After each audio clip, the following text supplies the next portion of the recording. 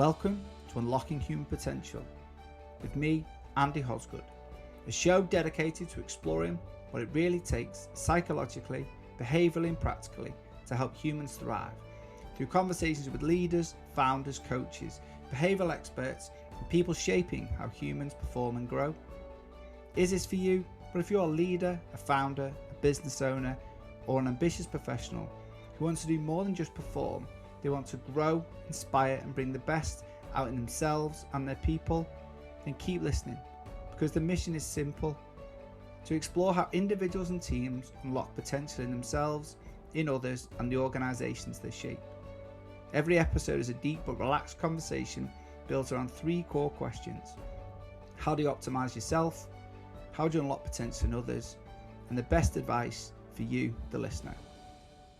Now over to the episode. Really hope you find it helpful and insightful.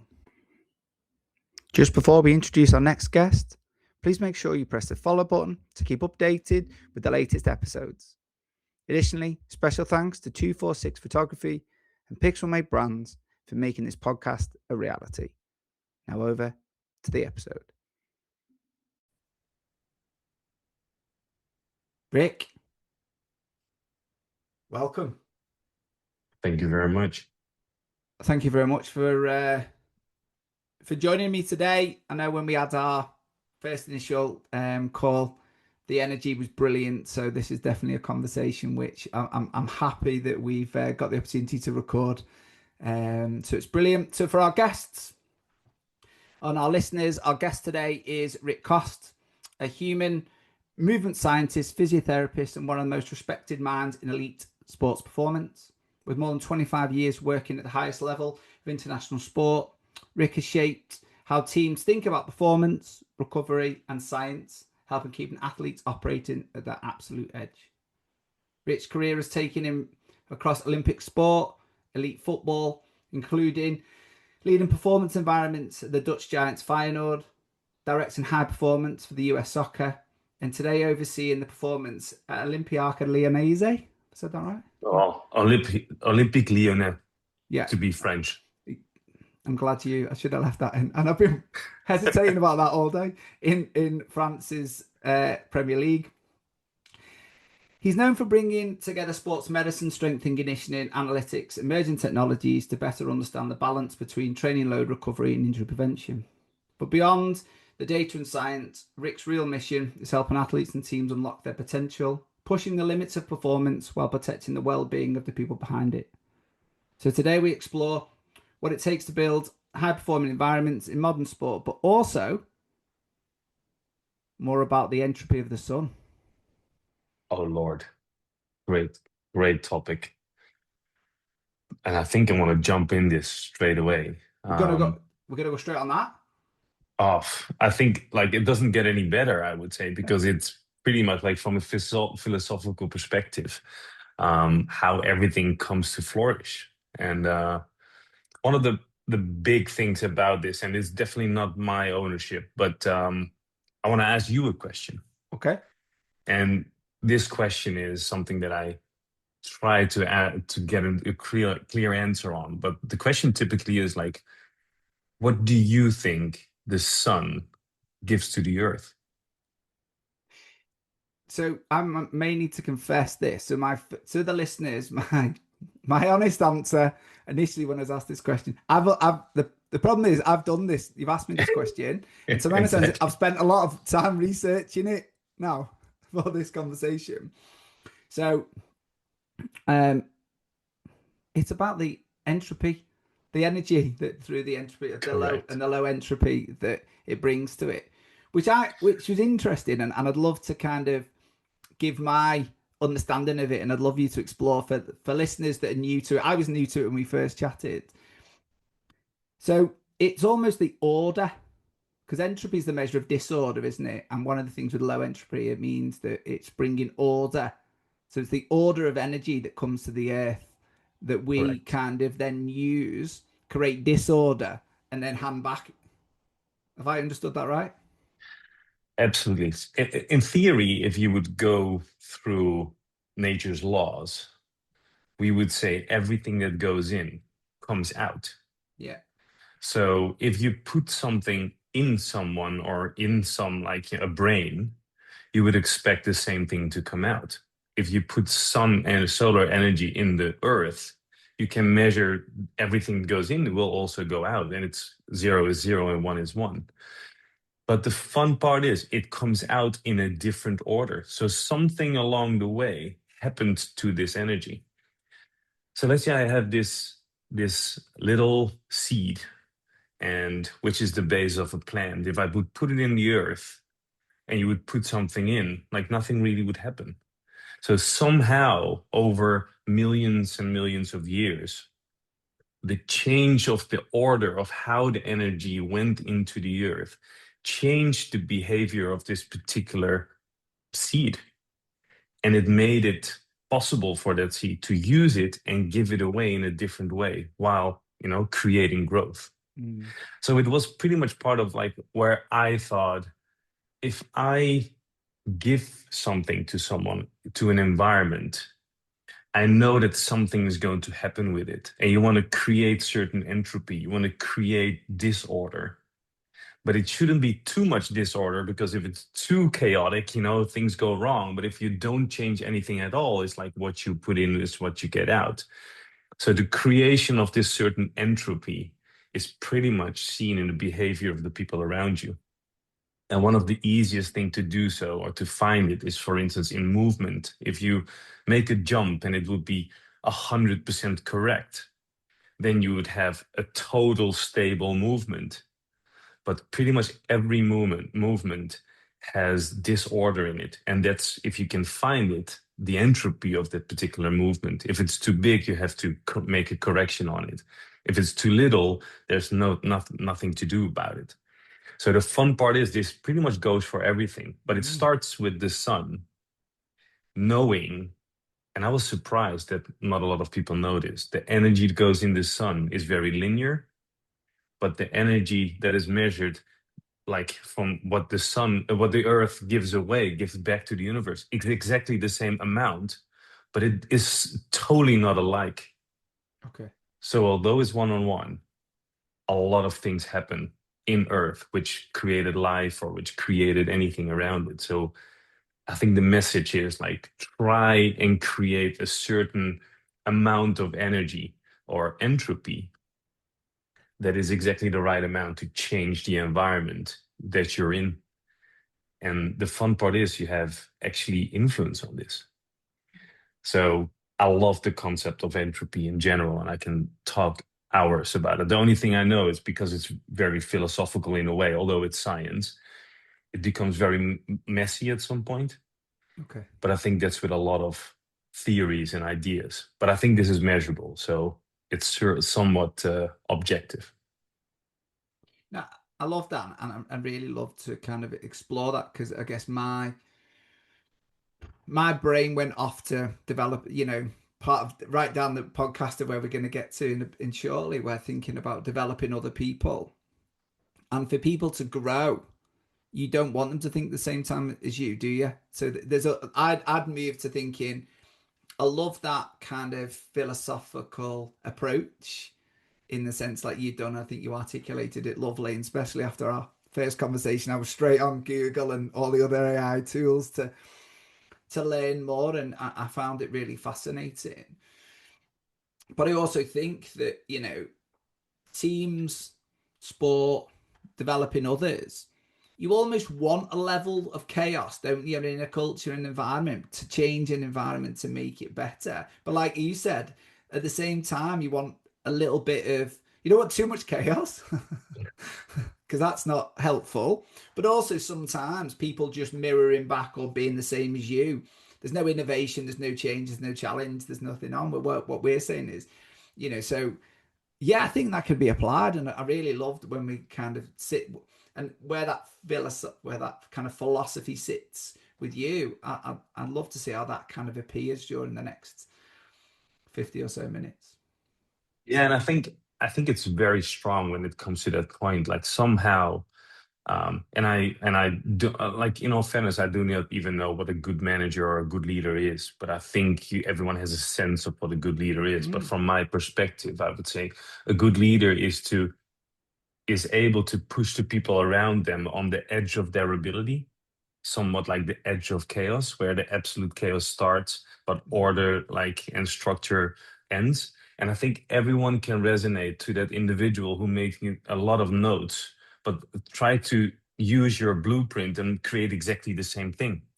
But it's actually not what a leader wants, because you want that individual to use its own mind and be Yeah. triggered in a way that he or she comes up with actually a solution that you never thought about yourself. And I think as a leader, you probably will be most proud of the people around you if they found solutions to answers that you don't have a solution for. And the only way to do it is like to give certain kind of disorder or entropy. But in order to measure it and to create an understanding and collaboration, there has to be some structure or some kind of operational procedure or whatever you want to call it. And the really great leaders, I have the feeling, are not steering someone in a certain direction. They're helping someone in a certain direction that creates this almost agile mindset of someone Mm. to feel the freedom and the safety to pursue something that has never been found before, or a solution that no one thought about. Blueprinting is easy, but coming up with new solutions pretty much lies in everyone's brain's edge of what their abilities are, Mm. but definitely not struggling to go over, because then it means you have to pull them back a little bit to order, and then again give them a little bit of disorder or ask the right questions in a certain way to push that. No, I love that. And I think I've, just for clarity, where I've gone with that, my brain's gone into, well, if you can create a good environment, which is kind of what you were saying, alongside a framework or set of rules, just like if we're going to use what you were saying around the sun, it still has to apply to the laws of physics and science. So there's a set of laws and rules. So there can't be so much chaos, because there's still some things that have got to sit into it. Whereas in any environment culture, but then, like you said, enough prodding and poking in the right way, so it feels a little bit uncomfortable. So people then have to develop and grow, and eventually, you know, again, they evolve, but then organizations evolve and grow and develop, don't they? And I think that is, and I have to personally put what made me smile about that thinking, it made me reflect quite a lot on myself, which, so I appreciate that. Thank you. It's not about me, it's about the listener, but I'll share where I was at with it. Thinking about moments when you hear people that you're working with, either from a coaching perspective or from a leadership perspective, and you hear people that you're supporting. So you're like you're creating the right environment, you're giving that entropy, and then they're kind of coming up with something different. You went, oh, I didn't think of it like that. Yeah, let's do that. Exactly. That's a lovely. So I really appreciate that.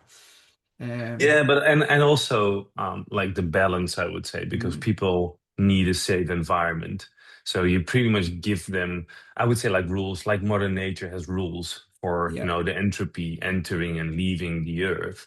I think the environment that where you're in also has rules, and it creates clarity, it creates safety and something to fall back on. So your pillars typically have to be, your values as an organization have to be very strong. And the safer you make it, the more agile, the more agility you can give to the individuals within that safe environment. Yeah. While if I go back to, I would say like 20 years ago, like probably I wasn't able to create safety. So the only thing I did was to create standard operational procedures. And I still swear by standard operational procedures because I love them, because that's who I am. But there are people, there have been people in my life that were able to give me insights of, yes, you need that, I would say, ecological system and ecological safety. But if you are following those rules one on one, you will never be able to, improve or create something, or um, like become the artist of your own work. Mm. And I think that is where you give slack or take slack a little bit and find out where that entropy lies. And that's why I like the concept of entropy, because it's a very small change. Also, I went through situations where I had conversations with people who are totally free minded. Right. And then was like, oh, I just can't follow this because it's not for me. I would Yeah. love to be like that because then you can be happy with anything. Yeah. But somehow that doesn't fit my personality. So to find that limit of free, or that degree of freedom with the individuals, probably is something that's almost like emotional intelligence or so. I don't Yeah. know. But I tried to measure everything, and I tried to measure everything, and now I try to be more agile, but it doesn't come easy to me. So that's why I Okay. love also the concepts around it, to justify to myself, so now there is some kind of an order in my disordered Yeah. Okay. thinking. Yeah. Yeah. Yeah. But it doesn't come easily. It's something I struggle with myself also. So maybe that's why it resonates to me. No, I love that. And I think what we'll do is certainly explore that further if you feel comfortable. So, we always start this podcast with something you're curious about right now. I get a feeling we might have covered that. Is there anything else you're curious about? Just to feel like I'm No, giving you the opportunity. yeah, no, I'm curious about so many things, but entropy really is a big thing at the moment.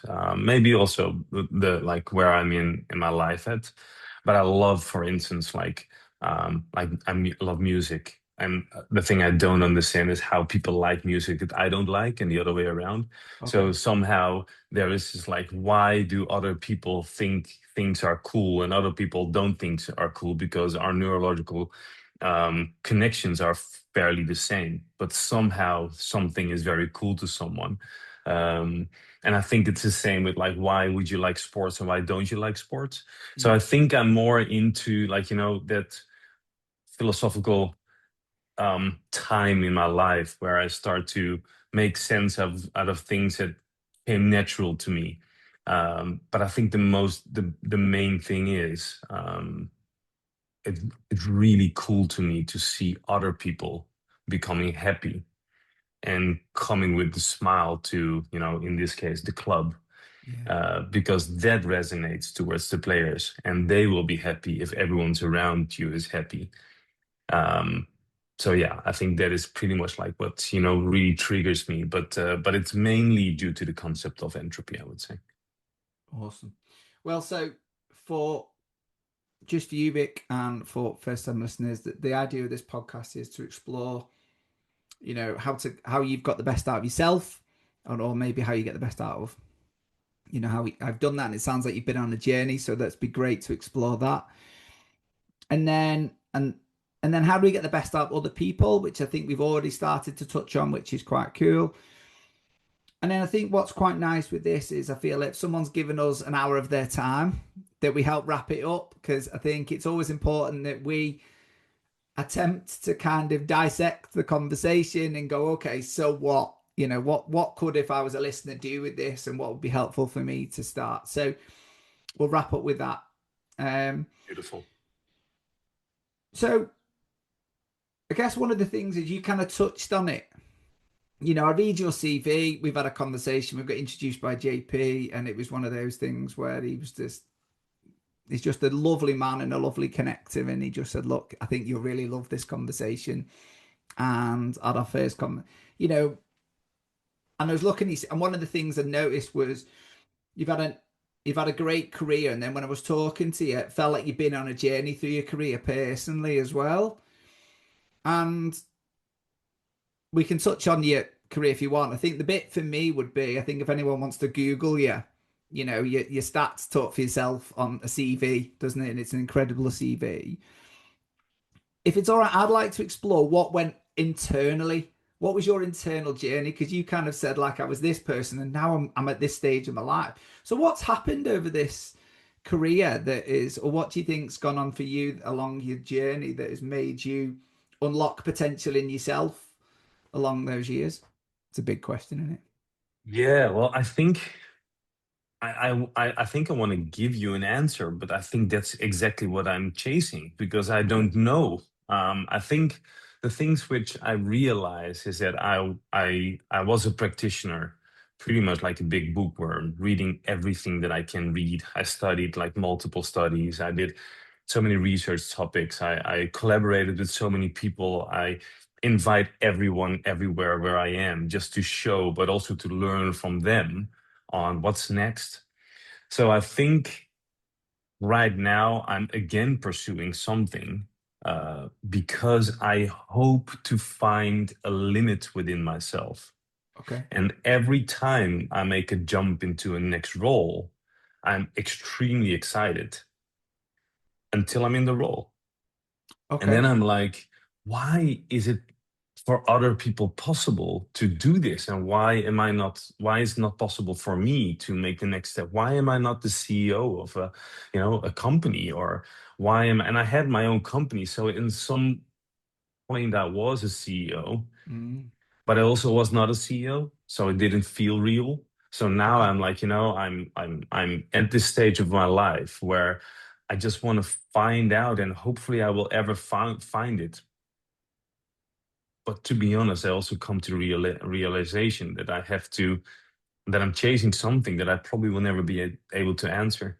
Because if you asked me this same question 10 years ago, I would say, oh, when I'm 85, I probably would have unraveled sport. And I hope that I have laid a golden egg in saying, like, with data, now I can tell you exactly what's going to happen in the next 5 minutes, whether it's football or field hockey or water polo, whatever it is. And now I just realize more and more that probably that's not the answer that I can give, because every year with new insights come new questions. Yeah. So I think, and like I know I say I think a lot, and I hope people don't want to hear like I know, because I just don't know. But I think my next step will probably be somewhere in an area that's going to make me uncomfortable, Okay. because I do know that I thrive when things become uncomfortable, and I push others when I am too comfortable, probably in chaos. Okay. So I think that's a shortcoming of myself, because I'm getting very, a little bit like, discomfortable by being comfortable. So where maybe people would say, "Oh, I like if my next role would be like I'm now a high performance director. My next role would be a high performance director in the next club." Then I would say, "All right, just bring it on. Tomorrow is good, Yeah. and it's not said that I need to leave tomorrow. But if there's a challenge, I'm up for it." And I think that might be the best answer. Is I'm seeking challenges. Okay. Uh, And yeah, yeah. I'm not pursuing anything within me. I'm just trying to be comfortable, and that is by going into a new challenge or finding out what the new challenge is. And is that something that, if you think through your 25-year or so career, is that the common thread that seems to be that's all the time it's going like, Yes, I think yes. I think it broke a lot of trust, for instance, with my family life, okay. where um, I am in top sport, and maybe it was me being uncomfortable at home, which kept me at home, sort of. And maybe me, and this sounds very, very stupid and strange, but I am going to say it out loud. But maybe me not seeing my kids every day made me love them more, Yeah. because when I'm there, I am there. I Yeah. am all over the place. There's nothing that can break that connection. But it also is not what people want to hear, because in theory they want to hear, you need to be with your kids every day. And I want to be with my kids every day. But somehow there is also this place that I put myself in international football. Mm. And that's not in the Netherlands. Although I would love to say to myself, that's where I need to be. I need to work in the Netherlands. But I also see a lot of restrictions for myself going in there. So in all honesty, and this is probably the most deep most deep thing I ever said on a podcast. I think I'm just comfortable with being uncomfortable, Okay. and I think that is what I'm pursuing. But it's not what my objective brain wants me to say. Okay. Okay. So there's almost that's the putting yourself in that environment. You feel is that a thrive? Do you feel like you perform better in that? So if you're in a comfortable environment, is it a performance thing or is it an enjoyment thing or what sits with that or lands with that? No, I think it's sense of belonging. It's that Okay. you can give something to the environment that no Yeah. one else did before. And to keep it in myself, probably part of my ego. Okay. Probably because and this sounds very selfish, but if I would say to you, could you be a chief financial officer? I think I would say yes. And there is Okay. only one reason, not because right now I can do it, but I know that I have the ability to understand and learn the job before I will step into it. So, yes, I will need a month, but I will read, I will talk to people, I would understand the environment, I would go and do my utmost to at least come well prepared. So, I will not say that I will be the best chief financial officer, but I will be able to create an organized environment. I will be able to help people help me to become the best person in that particular role. And I will just make sure that no one is, um, no one thinks afterwards, oh, they're disappointed, so they made a wrong decision. So Mm, somehow I love that challenge. okay. Somehow I just love that uncomfortable situation, but it's the only way for me to make a step forward somehow is do something that I don't know anything about. Right. Okay. What's the consequence of that to you? And, and I think I'm I'll just gaining knowledge. I don't know if there's a negative consequence. I cannot think of anything no. negative, to be fair. No, because failure is okay. I'm totally okay with failing. Yeah. I don't really care about failure. I think they're like, that's just part of your journey as a human being. So I think failure is just one of the things you have to go through. And I think um, it's almost something to me that is like negative if I'm not able to fail because, then I didn't try. And Yeah. somehow you want to leave some kind of a legacy. Maybe it would be, it sounds very cool to me. Like at some point when I leave this life, I can, people talk about, oh yeah, but he did such unlogical things and it was such a good human being being able to, push that environment forward, even though it was not his domain or specialization. And that's, we touched on this real early. Like, yes, I do not have a master in finance or whatever, but I have enough education to understand how to read books. So I can Yeah. read and read and read, and I can talk to people. And eventually it comes to the environmental situation where you can make the people who are around you and understand if they're good at their jobs by, just giving them individual development plans. And wherever you are in whatever situation you are, I don't know if I need any domain knowledge to ask someone to make his own IDP and me just, understanding if the goals are reachable, yes or no. Mm. So I think failure is just part of it. And everything is educationable. You can learn everything. Um, so yeah, and now that I'm saying it, probably also some little voice in my mind is like, should I have said this, yes or no? But I think it's just who I am. So I think the answer is yes to that. So there's two things that come to mind if you don't mind me sharing. One, the word ambitious, and I don't know where that lands. That certainly kind of comes out. But the second one is going, and my little voice in my head was going, "Whoa, what a mindset that is!" And unfortunately, it didn't have any kind of either Dutch or French accent in mind. But when it was describing it, either. Um, so I'm just curious if can we explore your mindset because and I'm the same. I think failure is certainly something which and I can only talk around my own experiences than we all can. And it was one of those things where from a very young age, I remember and I don't want to blame my dad for it, but I remember marking my homework before I took it to school to tell me I got a load wrong to go to the teacher so that when the teacher went, "Oh, you've got everything right," I'm thinking, no, I haven't. I've got it wrong 14 times at home. My dad's told me off, but the teacher was like, "Oh yeah, this is really good," and it was almost like, all right, so actually failing in school, it felt like was a bad thing to do. Where actually that's what school's for, is learning, isn't it? And learning comes from getting it wrong and going, oh, okay, I now know what I got wrong. Next time I'll I'll get it right. Which is now with a teenage daughter. It's so it's trying to encourage that, because what happens if I get it wrong? Oh, you Yeah. might, What then? you might, but Exactly. then you know what the right answer is. So you just that's part of the learning journey. Where's that mindset come from, Rick?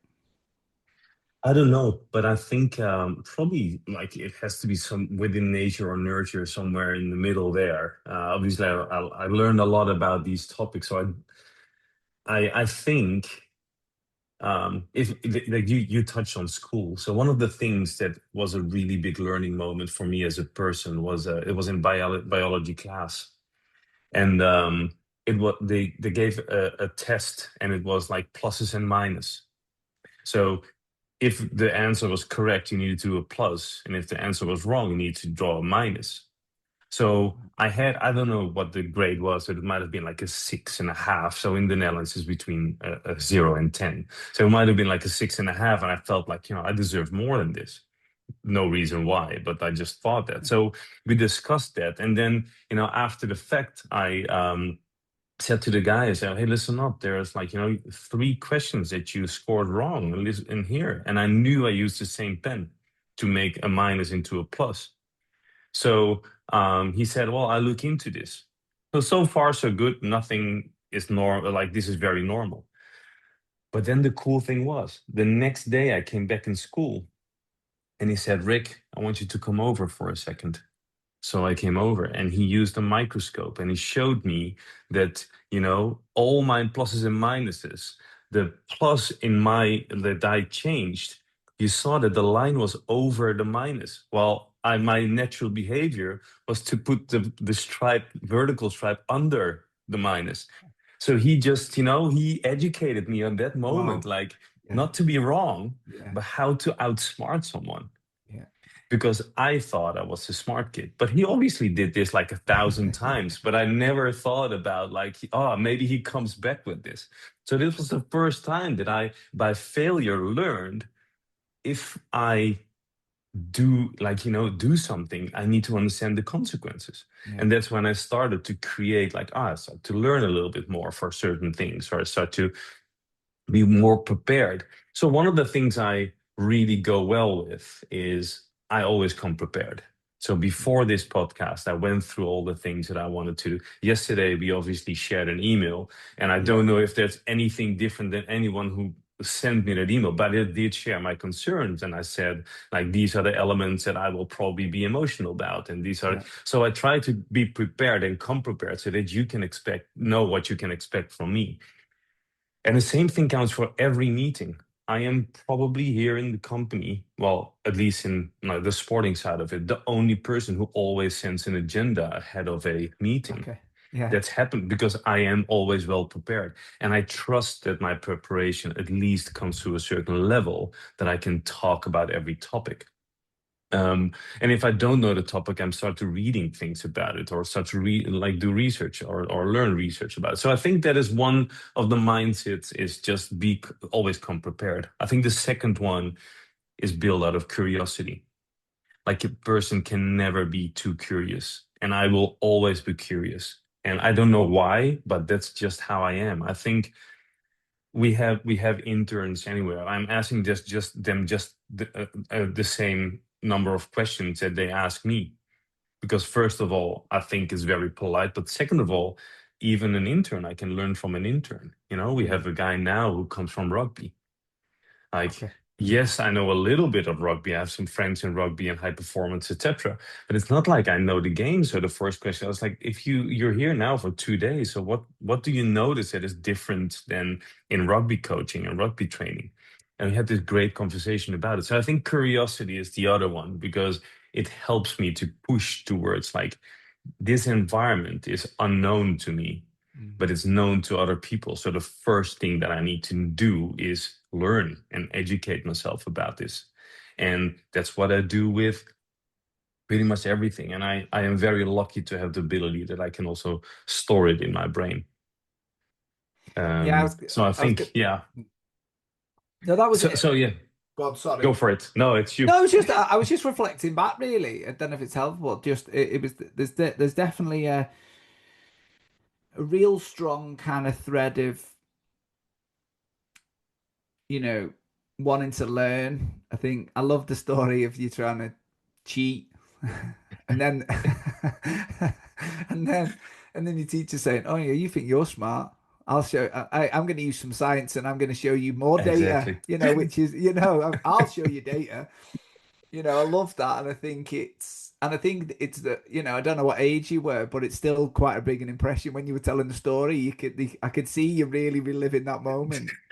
Which is lovely though, isn't it? Because I think if we give ourselves time to stop and reflect, and actually there are moments of our lives, our careers, at whatever age, that are kind of stand-up moments where you go, oh, actually, that has really shifted, the dial of going, okay, so what has this got from that? And I got the impression from that moment, you were like, right, okay, so almost being a bit more curious, a bit more open, a bit more educated is actually gonna well one, hopefully you don't get caught cheating again, which I don't know if we should go move down that pathway or not, but but obviously there's a really underlying there's a very long, I know you use the word curiosity, and I think there is that, and I guess there's this, but knowledge seems to be, and storing knowledge, and if you've got that ability to store knowledge, and especially if you can kind of regurgitate it and retain it, and that's a superpower on itself, isn't it? Yeah, I don't know. I don't know how I do it or whatever I do it. And it's definitely not that I store everything, because that would be too much. But I am like, even now I have a pen because even now I thought maybe I learned something from this and I can write it down, which brings me back like tomorrow and maybe I can use that. So it's not often that you get to have the chance to really go in detail about Mm-hmm. elements and conversations. So I think that is just something that I try to link a lot of things and I use a lot of like parallels. It's not like the exact knowledge that I will remember, but I just like entropy, it just brings me to the environment where I'm like, oh, this helps me um, and my environment to move forward. But it also obviously comes with a toll. It's not always good because one of my major drivers, I think, is it's excellence. But the problem with excellence, I don't know if it's good, to be fair, but it is something that I have to be very realistic about. That is part of me. So I have to live with this piece where something less than excellent is just not good enough. And the difficulty is that the people closest to you, you expect the same excellence, which is not possible. But the people who are on the working floor, they have somehow some slack because they collectively can create excellence. And they are, and this sounds very hierarchical, it's not meant like that, but they're under my supervision. So I feel that it's me who needs to help them to create that excellence, and they can make mistake after mistake because I can look into myself, like, did I do a good job, yes or no? Okay. But that is obviously a high cost at points because not everything is me, just like not everything is someone else. Like, Mm. if two bones fight for a bone, it's the third guy who takes a good idea and gets the bone. So you can't only always fight about who's right or wrong, but it's about, like, I don't know if ownership is always really good. So I don't know if that's an actual driver, but it is something that I have to deal with as a person. How much time do you spend reflecting on those kind of? Because I think it's great that we're always driven and we're always aiming for excellence, of which I mean there's a podcast just about that. How do we define what that is, and how does that benchmark always is going to be, is there ever a line where that we ever get to that, or is it always moving forward? Which is high performance sport, though, right? That's the environment, isn't it? It's always trying to push the boundaries and create, better and better. That's the challenge of all the time, And I guess, how do you then stop and reflect while driving forward? I guess that would be my question, because I think there's a lot of people, don't they, that we don't take the time to say, actually, I'm at a point of excellence now. Yeah. I think that is probably goes back to the question like, what is my next step? Because I think um, at some point you just realize that the environment doesn't move as fast as you are in your brain. So Okay. I made this thing, obviously, like, my boss is a CEO. So I am not like the final stage in the process. Okay. So if I would take everything and be curious all the time and be excellent all the time, every day I'll put a little box in front of the door. But if the door doesn't open because that person doesn't move in the same speed, after 4 weeks, I have like a whole pile of boxes and nothing is done with it. So Yeah. you also try to figure out like, where does it stop? And I think the difficulty in these cases is like how do I still work with those ideas while moving forward instead of just moving places again into a different environment? Yeah. Because every time you run into the same situation.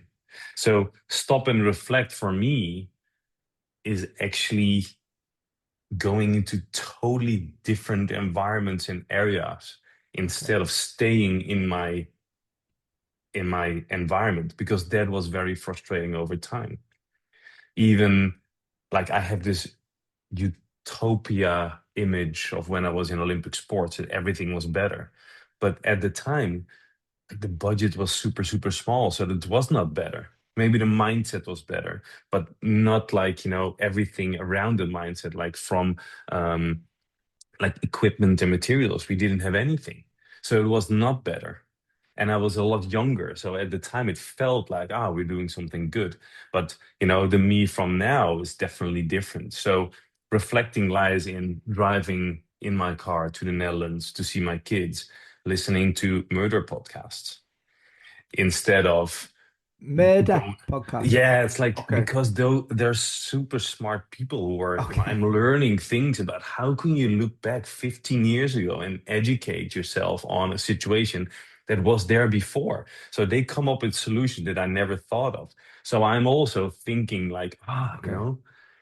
there are solutions in different areas, but it never really stops. But it gives me a little bit of slack about the environment where I'm in, and it offers me options to think about, my future and see like, all right, maybe I'm not that strange in my thought process, or maybe I'm not that alien in where I want to move forward to, or maybe I'm not the only one who thinks about this. Um, because I think you spoke about this in other podcasts also. Although I'm not the end stage in the company, like there's only one person above. So where do you go next? It's like very lonely here. Like I don't speak the language. I cannot be best friends with the people around me. Just like, I don't have enough peers to do that. And the peers that I have, I'm challenging them so much that I don't even know if they like me. Um, and Okay. then you also have, the um, yeah, where do you take your problems? So I'm not saying that I'm at the top, but at least like from a social perspective, I cannot take it anywhere. And I think that's where coaching comes into place. Yeah. But to find someone who understands you, it's finding a needle in a haystack. Because I think at some point you just reach that moment that you are a little bit strange, but it also is very much who you are. And accepting that is super complicated. And I think that is probably what the reflection is about nowadays that I'm at this age, realizing that, I just have to accept and I just have to reflect on the things that actually are good. And I just don't know yet whether maybe I'm just too young to know and understand that, but Mm. it is my it is where I stand still and find out what excellence actually means. Instead of saying, oh, this is not good enough, this is not good enough, that's not good enough, there's not good enough, because it doesn't help you. Wow. Okay, I've got a few questions. Is that okay? Yeah, for sure. So just for clarity, I just need to just for clarity for listeners, you are researching murder podcast because you like the detectives that are catching the murderers and looking at the investigation rather than the other way around, yeah, and how to become one. Just for clarity, because Well, for sure, 100%, I'm I'm not just being a checking murderer or because I anything just thought I'd else. just add some clarity to this because I was thinking just No, so yeah. it's So you're looking at oh, it's more of the investigation because in my previous world of physio when I was yeah, practicing physio, my first mentor basically that's how he described physio. It says you're just a detective. And yeah, that's how he actually. So when you were saying yeah, that, I really resonated with me. But I'm sure for listeners that just to clarify that in yeah. I have healthcare there is no that. murder Yeah, yeah. ideas, I just anything. thought No. I felt that it was important just to put that out. Um, but also I think I get the impression, and I'd be curious where this lands. You're very self aware and there's a lot of you're obviously a very emotion intelligent man in the basis that you're very self-aware. You mentioned a few things saying like I can't remember that word, but you said strange. I would describe it, I always describe myself as well, we're all a bit weird, aren't we? It's just I'm just become Yeah, comfortable with my nuances of what weird is and I'm cool with that. And I think and I got the impression that's what you were alluding to with the, you're coming to the point of going, I am who I am, and actually coming to conclusion that is just that part of me is that part of me, and but you can still that part of you that has been really successful and got you some really good things, and still, driving you forward to become a CEO if that is where you want to go or whatever looks next those kind of things. But I get the impression also the part of you can be when you've driven home, you've looked at your med detective podcast on the way back, and then you step into the room. And you alluded to earlier how when you with your kids you can be completely present and be dad. And I think it's a skill, isn't it, that you can tap into the different parts of us, and that part of going, I can be dad, and actually don't think about work and I don't think about high performance. And actually just, I'm sure you're still trying to be as competitive as possible when they all want to. Should we play a board game? Are you sure? Are you going to play excellently? I know in our household it is. it is. And I think, yes, it is definitely weird, but it's also very, I think it's just difficult for other people to understand. I just settled myself with that. One anecdote was I was previously at US Soccer and I flew around the world all the time. And at some point we had the Olympics in France. There was a World Cup of the women under 20 in Colombia, and then there was a shooting incident with our under 19, under 17 women in no men boys, if I'm correct, in Mexico. But then we also Wow. had a coaching issue with the under 20 boys in Tokyo. So I flew. My home base was Chicago at the moment. So I flew all these things within 10 days. And at some point, I was standing in front of, I think, like, I don't even know, 1,000 people in Spain, and I felt this thing in my rib cage. I felt like, wow, this is very strange. And I was like, I needed to talk about like 40 minutes. So I was like shorter and shorter breathing. And after that, I went to the restaurant. I thought I probably have this kidney stone or so, and I went to the restroom, um, went back to the hotel to lay down. I couldn't lay down. But then there was this social event that evening. So I was still into the social event. And then went back and I thought like, all right, maybe I need to fly out home. I don't know why, but I maybe need to fly home. And then because I don't want to go here, there's probably nothing wrong with me. I'm just okay, but this is something small. So I got into a plane. On the plane, it was absolutely horrible. Like the pain was just like I just could barely take it. Arriving back in the Netherlands, took the car myself, went to the hospital, and then realized that I had a pulmonary embolism. with over 45, how do you say it? Like pulmonary infarcts, and it was stuck in my heart. So Oh my gosh. so I said like I don't want to stay here. So they gave me this injection and everything got resolved. That was all fine. I needed to stay. And then the next day I went back home and I was playing football with my kids on the somehow I got this energy to still do it. And I felt actually pretty good. I had some pain, but it wasn't like crazy. So I played football with my kids. Um, Stayed there for like because I couldn't travel for 4 weeks. So because I wasn't allowed to. So got back to America, and then my dad was very sick at the moment. So then I got to a doctor, which was very well arranged. And they looked back on the scans and they made a new scan, and he said, "Rick, did you actually go on a plane with this?" And then the next day you were playing football with your kids because you had an embolism of 5 centimeters and it was stuck in your heart. So if something would have happened, you would not have, wouldn't have survived this because they could not do any CPR with you because it's a lump.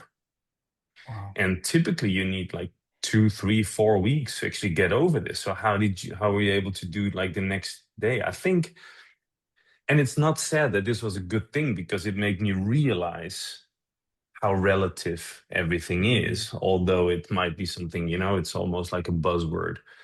It's like, you get very conscious of like what life means, etc. mm, But I think my kids at that point just gave me so much positive energy that I didn't really think about everything else. Because the only reason why I was there, I went back to see my kids. yeah. And I think that is the strongest thing that you can have as a human being. I called my mom. My dad was very sick, and she broke. And that's also the reason why I said, like, I need to travel less and I need to come to Europe. If that wouldn't have happened, I probably would have stayed in America. Yeah. Um, because it was a realization moment on so many different topics. It was obviously about like how you say it, like what my kids mean to me, what it means to me to see them more often, but also how how short life can be. Mm, And I wish I never went through this because this is just, I think for the people around me and myself, it wasn't a great thing to go through. But on the other side, it also made me realize so many other things. But it's not said that you can, be like this if you don't go through some kind of life-threatening event, because that doesn't make sense. But it did give me a different perception. And yes, that's why I went to like detectives instead of always listening about listening into psychology or listening into like educational things or yeah. maybe like sports science, because that's what I was doing all the time. Okay. So I need to have like a fresh mind instead of like a fixated mind on not getting knowledge and more and more and more and more. Because why am I doing this? I don't know. And that's also when I think like the entropy thing really started to resonate, and how I really realized like, it's not the literal thing of life. It's actually the parallels in life that bring you to a next step. Yeah. And yeah, it was just this big realization moment. And I know I'm went on a big different topic, No, but but I think it's a really, but no, firstly, wow. Um, that's, yeah, well, I can't even imagine what it was like for you and your family to find that out, and especially when you were landed and, someone pointed it out to you. Again, it comes back to, I think, the strength of your mindset that, like you've said, the doctors 4 weeks later saying you shouldn't have even flown, and you're like, but you were playing footy with your kids. It shows the kind of, the strength. But I think also, like, the interpretation I got was how you then, there was a bit of a realization going, right, okay, I might need to take my foot off the gas just a little bit here, because actually keeping it on all the time can sometimes be a little bit, and maybe that was the warning shot. That's what it felt like when you were telling me the story for me. Um, if we I could, think I go on, think sorry. sorry for jumping Oh, in, but good, go for it. I think the thing is somehow if you're in a leadership role, you always think it's super cool to do more, or I'm working like 14 hours a day. It's super cool. Oh yeah, but you're always kinder to the people in your team. Because if someone is sick, you say, hey, take the day off, don't worry about it, we'll solve it, you know. And hope we're not in a situation, because I think the people who are listening to this are very curious people. I hope they're not in a situation like, oh no, they have to be here because I think it's necessary. No, everything and everyone, is in a situation where you have to take care of others. But I think the main thing is it's actually pretty cool to take care of yourself also, I, I, because that is key. do you know what? It's. I love the fact that we've come to this, and I not love the fact that you've had to go through this to come to that conclusion. By the way, let's just clarify that. I think it's so important, and for me, I used this on a pod the other day about there's that analogy of why you put your own on an aeroplane. They turn around to put your own mask on first before others, because if you're not looking after yourself, then I also think you touched on it earlier that people are, it's lonely at the top and everyone's looking up at you. And I think that comes as a leader or a parent. But also, there's an element of going culture and environment where if you're working 14 hours and you're always learning and you don't take a day off, then that's almost like, okay, is that what I should be? And role model. And I think that's where the dangers can happen, can't it? You actually you can at times. I'm not saying you do it consciously, but very unconsciously, because that is who we are. And I've been self-employed for almost 25 years. I don't know what a day off looks like, because even though I might be sat beside a pool like you and reading something, and my brain is ticking, going, oh, I can apply that, I can apply that, I can apply that, I can apply that, because I do not know how to do that. But it is tiring, isn't it, within it, and I had to pick up a Yeah. fiction book. Or Well, that's the thing. And because I think the problem is, which might be a little bit different. For me, it's not tiring. Everything gives me energy. It's so strange. I would love to have the feeling of being fatigued. I don't know what that is. I do know okay, what it is after, doing like a marathon, or doing a really big gym session, because somehow I'm fatiguing myself. But even then, like, yesterday I think it was 1 a.m. that I stopped writing my book. And then I right, woke up this morning at 5:30 and actually think, all right, let's just go to work. But then also realizing, and I think Roger Federer said this, I think like a week ago, or maybe it was a note cited a week ago. He said, like, I'm sleeping 12 hours a day. So why do we accept this with top sport environments? And we say to people like, oh, you have to sleep 8 hours, 6 sleep cycles. This is what we have to go to. Here's your aura ring. We're going to track you. We're going to give you advice. And the people who do it don't do it themselves. And I think that is also where you just, and I don't want to say that I'm a leader, but at least in my position, I yeah, think it's extremely important to lead by example, because it's one of the, I think, management competencies, to mm, be able to lead by example. But it doesn't mean doing more or working harder. It's also about being smarter, yeah. and also about taking care of yourself. Because how can I say to you, oh, you have to eat really good while eating fries every day? That's just not possible. Yeah, I mean that, and that's that, and I think it exists on it, that hypocritical leader, or the person But who, aren't whatever we you all a call. little bit? Oh, 100%. But again, I think it's being aware and acknowledging it. Yeah. My classic I use all the time, and I go, look, you have to become patient. And I said, now I also say the caveat to this is I'm not mastered how to be patient. So don't ask me for any advice on how to be patient, because it's something I've still not mastered, and it's on my to master list at some point. Yeah. But it is something that you have to do. So I think, but again, it comes back to, for me anyway, is being aware and owning what our flaws are, or our the bits of us that are a bit, what but our weird parts, or whatever you want to describe it. I call it the flaws that we've all got. I guess, Rick, just to think about how we get the best out of others. I'm conscious that, I mean, we knew this was going to be a conversation of which we could go on for 3 hours. I'm just conscious for a listener that's given some time aside for this, and maybe there's a part two, if it be privileged enough to have in a Absolutely. part two.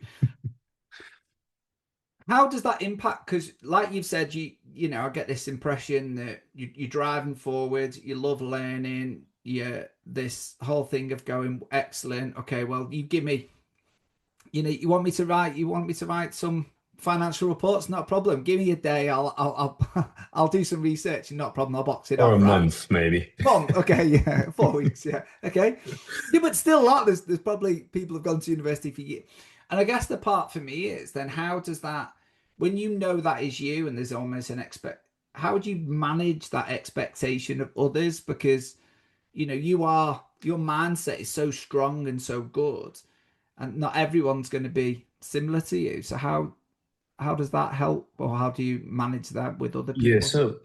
so what I try at least is so I'm doing a couple of things, and this is where my standard operational procedure perspective comes back, and the philosophy pretty much goes away. Um, Within my standard operational procedures, there's two things that I find extremely important. One is having an idea where the environment is from a maturity perspective. So, are you like a young company, or are you a very old company, and have do you have everything in place, or do you have nothing in place? And within that, there is this element of individual development.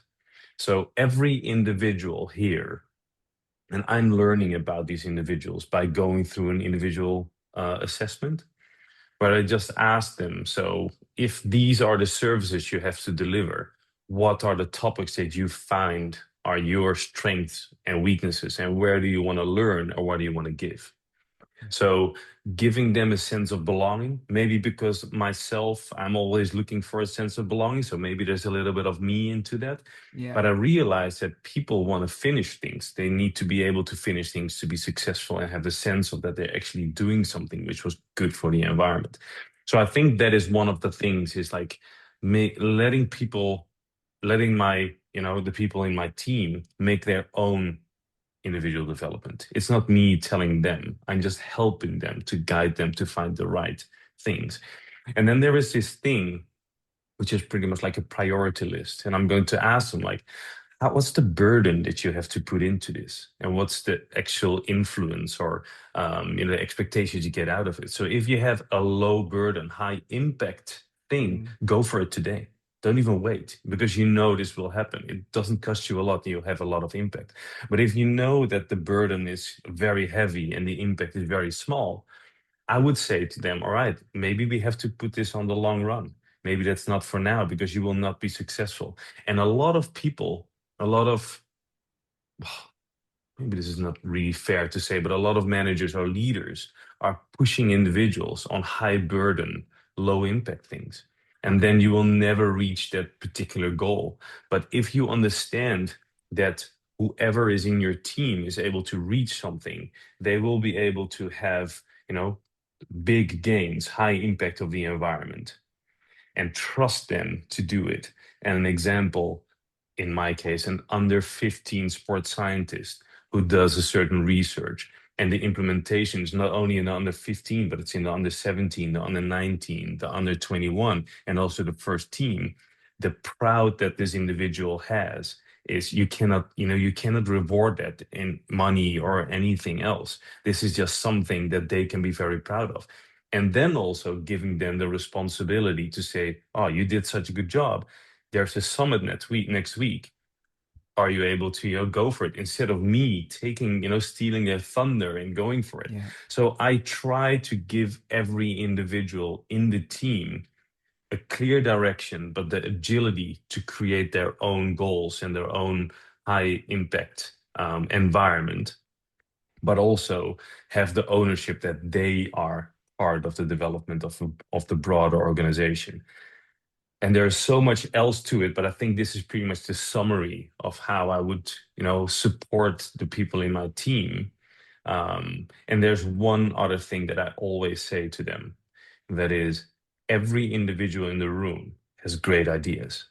And it's almost a, I do not know the English word for this because I'm Dutch, but I think a felony if you don't share your ideas, because maybe the yeah, club misses out on something great yeah, because you thought you were not able to say it.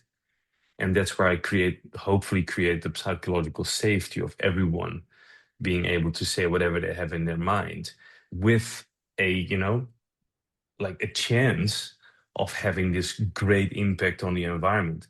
And that's when people surprise you, because there are people who we don't even know have great ideas, and we just never give them the chance to share it. And I think that's where the sense of belonging, and maybe it goes back to me finding my spot Mm. in the food chain, creating more, influence and belonging to the environment. But I think that's probably what I would say is the key of how I try to manage the people around me as good as possible. Now, I really love that. And, I got a sense when you were also saying it that I felt a level of pride in you. You're in Leon, I'm in the northwest of it, but I could feel this pride for that sports scientist for what he'd achieved and then was going to go on. You smiled doing it, so it just made me kind of think, well, actually, but you can't, if I can just imagine him receiving that information to say, well, you've done this much, you might as well just go and present that. You know, Exactly. you can imagine that one, probably the fear of going, what? But also the second of going, well, you trust me with this. That's a lovely environment. But also I think that says, well, for me personally, and I can only answer for me, the listeners will surely tell us if they agree, which I think they would, a lot about you. And I think, I always link it back to the fact of, you know, and it's my interpretation of this, so feel free to kind of challenge or push back. But I get the impression that because you are comfortable with yourself, flaws and all, okay, that, and you are aware of your drive for excellence, and you're aware that not everybody is similar to you, and the fact that you then goes, well, it is about the individual and create the individual plan. And that will definitely come across, but also the fact that you're comfortable with the information that going. You might be the intern, but you might add something we didn't even all think about, and actually the value to that could be we take the whole organization better, or we could perform better. And what's interesting, I interviewed Gavin Pratt from the Performance Institute over in the UFC. Yeah, and he Absolutely. used okay, so he used the line, "Everyone's king of something," and it's exactly the same. He was saying, "Look, you never know who's going to come up with the idea that actually might change what we do." So actually, being comfortable, creating an environment where anyone feels that they can say anything they want to do. Um, I think is really important. And I think a lot of lessons can be learned from that, from all organizations, whatever the size. And sometimes it is from a leader's perspective or, performance director's perspective. It's how do you get out your own way and, park your own ego for that moment as well, isn't it? I think so. I think like to that point, like everyone's king of something. I think like one thing that I try to push for everything is like creating an environment of shared leadership responsibilities. It's Nice. like everyone is a leader in his own area. Mm, And sometimes it's not about what you know, it's about what you bring to the table. It's yeah. about, an idea that sometimes is out of the box. That's the alien in me, because maybe it is because I liked people to listen to me. Maybe because it didn't make sense, but it was just a great solution, but I never Mm, get the chance. And that's also here, because we yes. still are people. And if we can trigger someone's curiosity, or if you can trigger someone to say, like, hey, this might be an area that I'm interested in, Yeah. that goes beyond all books that that person read. Because sometimes, you just don't know what you will understand better than someone else, or someone that something you can be a specialist in. And it would be such a shame if you do not open up as a manager for something that lies outside of someone's actual domain, but could Yeah. be a really good solution for something. And I don't know if this is something for the future for people or something for the future of sports, but I think that is just one of those elements that we can be way more curious about. It's just curious of someone's brain and not about what they learned in school. Yeah, I love that, and I think those environments, and I don't know if you've ever witnessed this. I mean, I do a lot of team facilitation work And what's very interesting is when you create the right environment, sometimes because we've created an environment and the person says something, and as they're saying it out loud, they're surprising themselves. So it's like as they're listening to themselves actually coming out of the idea, they're going, "This is a really good idea," and I'm saying this out loud and listening to myself, and it'll land, and we'll go, "Yeah, that's great." And they'll go, "I don't know where that come from." And it's, and I find it a lot in a coaching situation where people will, if you can create the right environment in a place where actually it's okay to expand your thinking and say things like you've said, and that's why it resonated and it made me smile a lot, because I think I've seen that, but it's just that moment where I see them talking and then everyone looking, going, "Oh yeah, that's really good." And then the person said it has realized, "Oh gosh, that's I've actually said that." But I think, and again, I love the way you then also turned around and said, like, you were that person in the room at one point that, that had that idea, but might not have either been had the opportunity to speak out, or the culture wasn't right, or it wasn't invited, or whatever was going on. And so that, you've now taken that experience now forward to when you're in a position where you can do that other people can do that.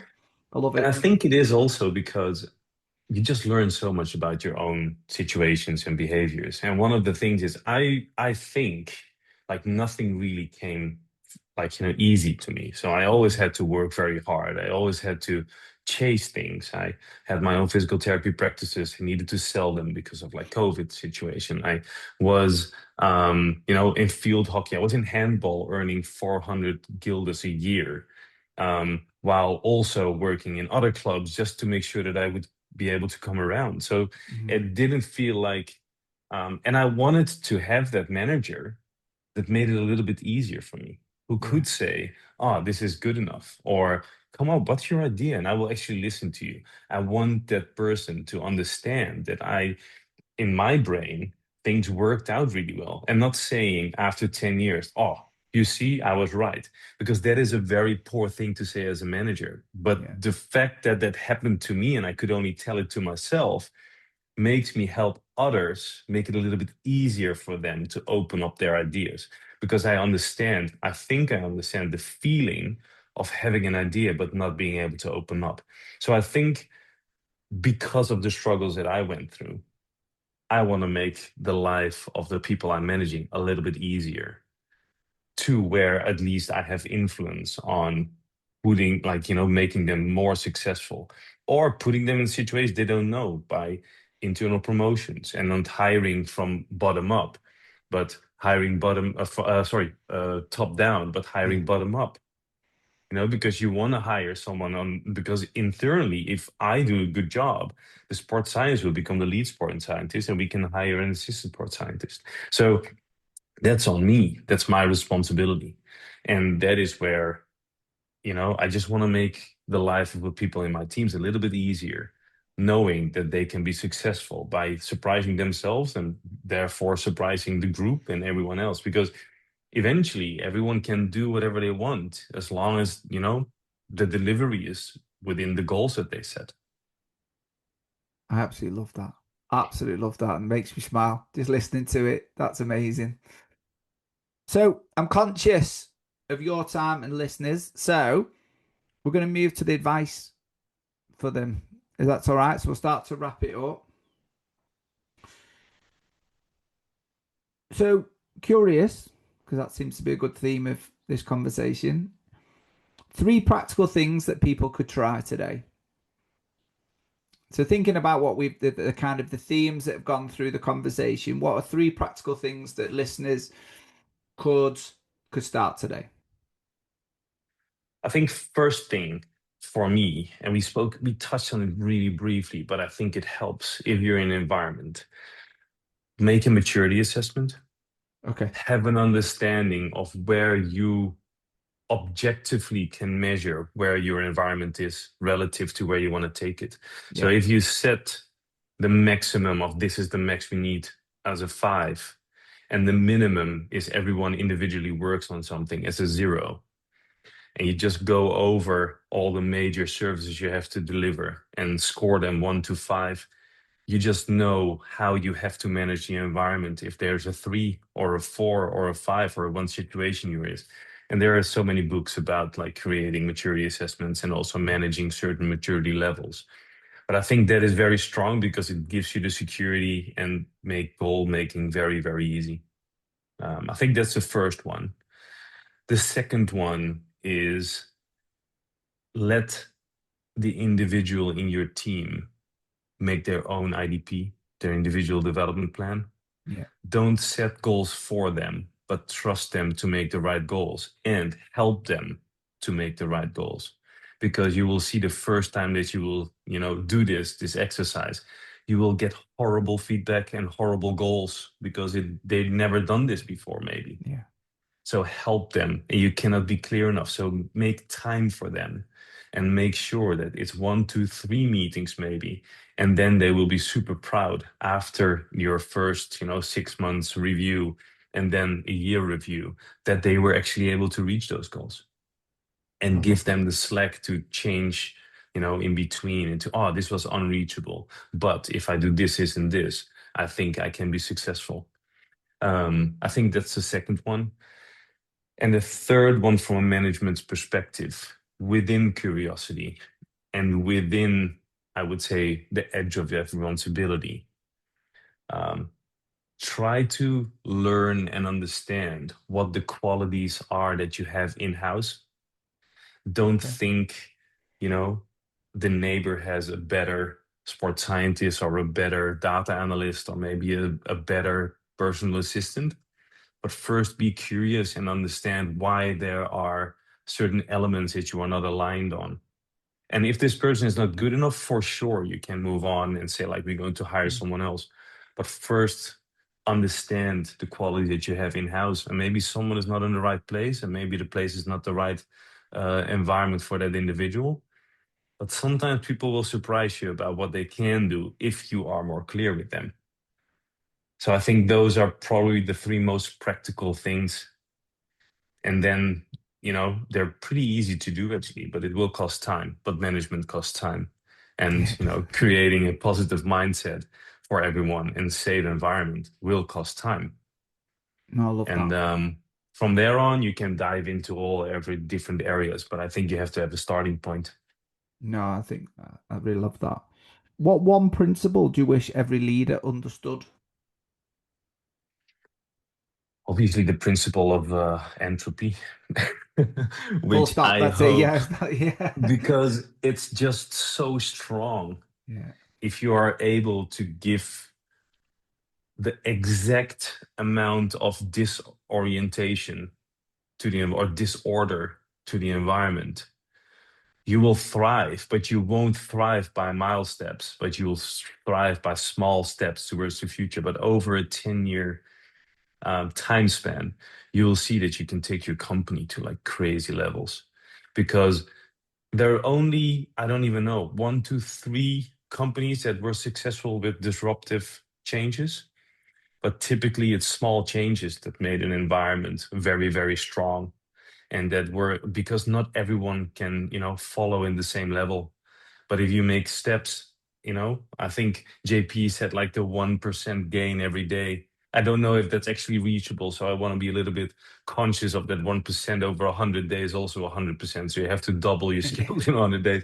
I don't know if that's possible. But at least, if you take, I would say, the standard landmark of like 5% every week or 2% every week, but you consistently disrupt the environments with small entropy, Yeah. small changes, you will see that everyone can follow. And the people who are not able to follow, you can push them by giving them attention into that particular growth environment. And at some point, maybe you become so mature that, some people will fall off and you need other people because that's normal. Yeah. But I think the concept of entropy and understanding what that change is that you're making to the environment is very strong, and it becomes bigger than coincidence. Yeah, I love that. And I think there's an element around, did not Google give, they had their approach, didn't they, where they said 20% of all that you could just work on your own project.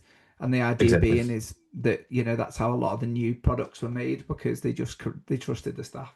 And I think it's a big thing, isn't it? And I think it's certainly, I'm certainly witnessing a shift across a lot of different organizations of where it was just you'll do this exactly how, and now we are starting to learn and trust. And I think this, the idea of entropy, of going, actually let's give you a little bit of a challenge but a little bit of trust in the right environment for you to then, push yourself into some unfamiliar or chaoticness. I love that. So action, what actions could people take? We've kind of some practical things. Is there any other actions that you believe that people could be doing today? I would say just don't wait for tomorrow.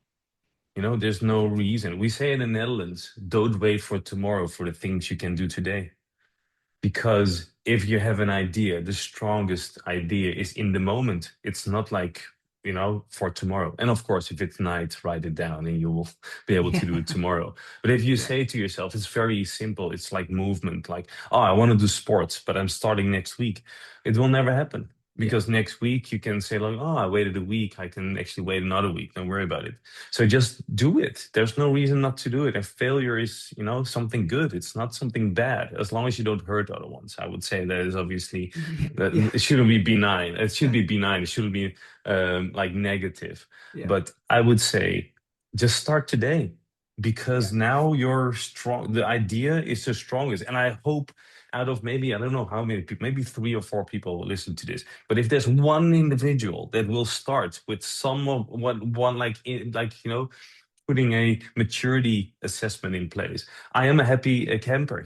I'm very happy because then I was able to move someone in the right direction that could do it today. The good And news is we've got a few more yeah. listeners than three or four, so you'll be all right. So that, on the percentages, we're going to be good because if you get one out, that's 25%. So that'd be awesome if we can get 25% of listeners to do it. Um, so just to wrap it up, if people are interested and want to follow what you're up to next, where do you hang out? Where can people follow you? So yeah, so I am on LinkedIn. That's the only social media I have. Please be welcome to sign up. Rick Cost. I don't even know what my LinkedIn profile is, but I Well, think I'll like share it Rick in the Cost is post. probably You're what it okay. is. Yeah, I'll share it in the Perfect. post. And then, while I'm writing this book, I was like thinking about it for 1 hour and 13 minutes to be able to say yes or no. But I'm writing this book. Hopefully, it becomes very cool, which is something in between like science and actual, more like philosophical thinking out like the edge of an individual's ability and pushing that what I would probably call it like the edge of chaos. But it will hopefully come out somewhere in like January, sorry, in June or in July, This and it year? will be this year. So it will be very readable, and it will be a lot of fun, and not like tough. Yes, there will be some references, but it's more. It will be a story. It won't be like a chunk of wood that you have to bite through. So that will happen this year for sure. Awesome. Um, and yeah, I think I'm at Olympique Lyonnais. If you type in my name, you'll probably find me, and I'm open to answer any questions if there are there. And if someone has, I think Chuck the it one over. thing, yeah, but also maybe something that I want to get in return is like if you listen to this and you have good ideas, please send them to me because I Okay. think I want to say the first thing is this is not the truth. This is how my brain has gone through a journey and what I made out of it. But it's not the truth. So I want to learn more about like, do you disagree? Do you agree on this? And I would love to get in connection with people who, have critical questions about this. And I think that's what we learn, isn't it, from current environments where we can be challenged in times where, and like you said, it's the welcome of feedback. From my neuro-linguistic programming days when I did my NLP training, there is no such thing as failure. There's only feedback. And Absolutely. and I think it's such a lovely thing, I guess, but only when it's welcomed as well. Non-solicited feedback is not as good, but you are opening up the thing for the challenge in the feedback. So it In has all been, fairness, if you don't like the worst thing is you spoke in front of 500 people and no one asks a question, then it's almost like I shared something wrong. I yeah, didn't create like some kind of an environment where people are disagreeing with me. So yeah. that's not a good thing. So I think it's very healthy that people disagree, because it only, brings up, like, it brings you closer to the truth, or at least to the rules Mother Nature put on this set on this I, earth. I think it's all, and I think if you can, as long as you're welcoming feedback, I think that would be my only. I think a lot of people deliver feedback that's in a Yeah. non-helpful way. But I think if you well, and we've all been probably on the receiving end of that sometimes. I think you've delivered, and because the word perspective certainly has kind of resonated through this as well, and I think it's resonated through a lot of the podcasts. And I think, like you've said, we've only always been exposed to what we've been exposed to. We've only read what we've read, and so therefore we only know what we know from the basis of the experiences that we've had. And so someone's had a different experience that can share a different light on that maybe changed our perspective for the better, and that only happens from having these conversations, then all of a sudden you go, oh, that's brilliant, I've learned something today. And that's so I think it's a really lovely way to kind of wrap this up. So one final challenge, Rick, if you could set our audience are very similar to you. They like taking action and they like getting stuff done. So what would your final challenge you'd like to leave the listeners with? Oh la la, this is really difficult. I should have thought about this, but I missed it probably. Final challenge would be, try to write down in one page what you think your limits are and where you are passing them every single day, and try to figure out if it's worth passing your limits, or maybe you should think about organizing that piece of your life and yourself in creating a better you. Awesome. Thank you. And what we will do when the book is launched, I'll make sure the podcast it's updated in our show notes, so we put it in. And if it's going to be June or July, that's perfect for me because that will be perfect holiday reading.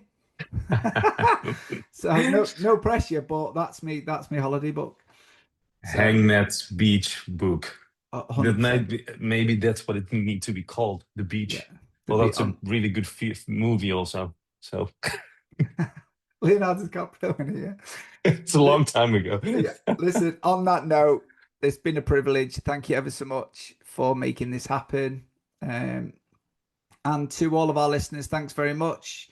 Please feel free to offer some feedback as always. Please make sure that you are following us and subscribe to us to make sure that more people can listen to Rick and all of our wonderful guests. So thank you very Rick for joining us, It was a pleasure. Thank you very much for having the opportunity to be on. and we'll see you all soon.